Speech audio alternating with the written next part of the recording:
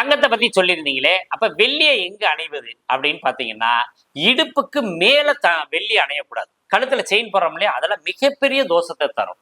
காம எண்ணங்களை அதிகப்படுத்திடும். அதனாலதான் வெள்ளிய இடுப்புக்கு கீழே போடணும், தங்கத்தை இடுப்புக்கு மேல போடணும் அப்படின்னு சொல்லியிருந்தாங்க.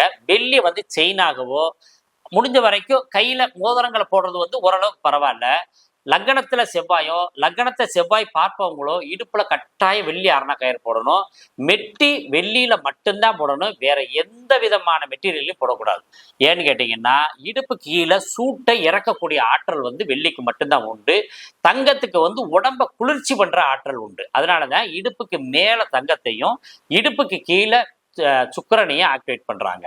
அப்ப நாம இடுப்புக்கு மேல வெள்ளியை போடுபவர்கள் அதிகமான நண்பர்களால் வஞ்சிக்கப்படுவார்கள். தேவையில்லாத பழக்க வழக்கங்கள் வரும். அதனால மனசும் உடலும் பாதிக்கப்படும். உடம்பு ஹீட்டை அதிகப்படுத்திடும் உடம்பு மேல. அதனால தலையெல்லாம் ரொம்ப சூடாக ஆரம்பிச்சிடும். அது நிறைய விஷயங்களை நம்ம முன்னோர்கள் சொல்லியிருக்காங்க. நம்ம சின்ன விஷயமா இந்த ஷார்ட்ஸுக்கு தகுந்த மாதிரி சொல்லியிருக்கிறோம். அதனால இடுப்புக்கு மேல தங்கத்தை அணிஞ்சுக்கலாம், யோகத்தை தரும். வெள்ளி அணியக்கூடாது, உடம்பு உபாதைகளை தரும்.